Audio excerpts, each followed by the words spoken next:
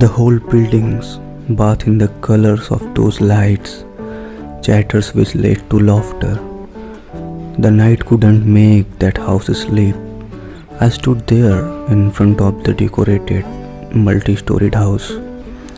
A kind of weird hope filled in. I didn't know what to do or where to go next. I stood there and searched for that face. It's not a coincidence that those eyes saw me. She knew I would come. A surprise, then a little glimpse of love, then fear.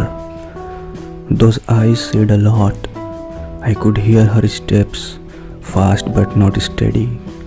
Her breath, just like the one after our last kiss. Filled with agony, she stood near me without talking. Her eyes spoke. She speaks with her eyes the most. Only a few could understand that language, though. I said I would come. I answered her eyes, queries just like a sudden realization of where we are. She held my hand and pulled me to somewhere. I just let me go with her, mesmerized with something. At first, I could tell the things in her that mesmerized me, and then human language failed terribly. She took me to the little unused room in her terrace, through the outside stairs. She was in a hurry. I will be back in an hour. Keep the door closed, she said. Stared a bit to my eyes and went away in a hurry. Maybe to come back when everybody is sleeping. I was in that room before, more than once. We kissed the last there too. The funny thing is that we knew it never could work out. Different caste, different class of society, orthodox family of her. We could have eloped, but that risked breaking the heart of people who lived for her, her parents. We both knew that it won't happen. Yet we just went with it. We loved even when we know it will not work out. We kissed when we knew we could never be together. We never knew what to do. Actually, we have never talked about all this. We just knew. I have spent my happiest time with her. We both are crazy in a way no outsider could understand. We never missed a rain without getting wet. We usually stay awake at night and sleep during office hours. We ate ice cream when it is freezing cold. We roam around without destinations. We make love on the most unexpected time, on the weirdest places.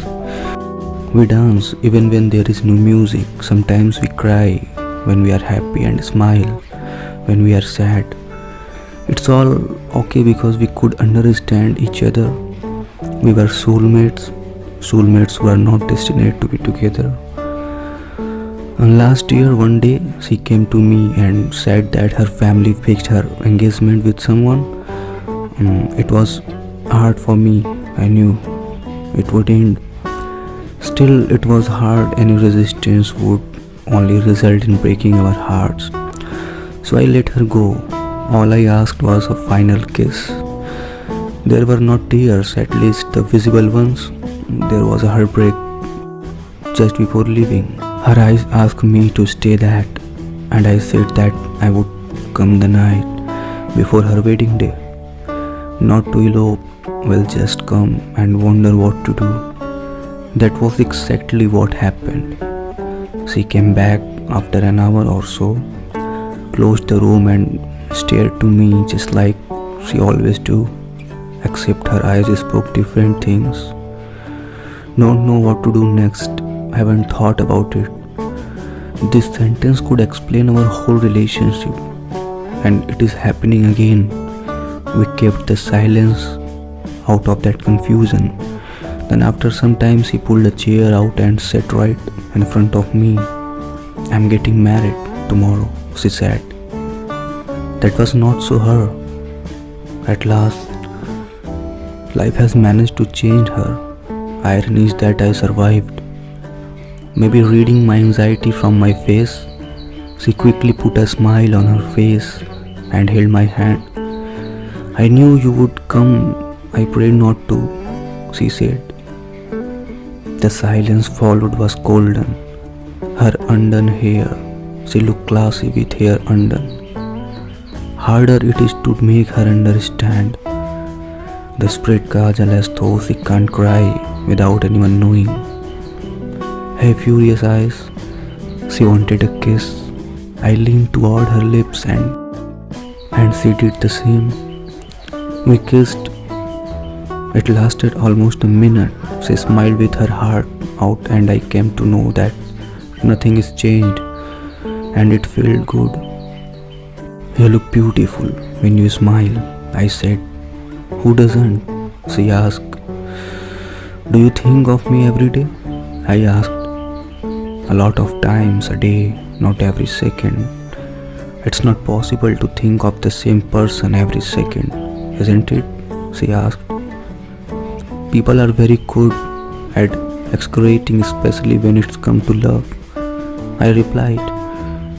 Let's go, it's elope, she said, quickly as though she wanted to finish saying it quickly. I didn't know what to reply. I always wanted to do that, but eventually she would hate me for the reason being her parents are hurt. Still at that moment I couldn't think of all those. I wanted her in my life.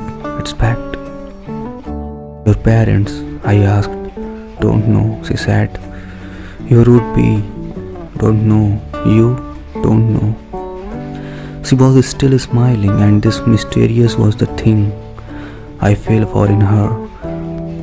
I felt like I finally understood. I took some quick brief breath. Happiness sprouted out in my heart. Within those seconds, I pictured a whole lifetime with her. Let's go, I said. That smile in her face disappeared. Her eyes got wet a little.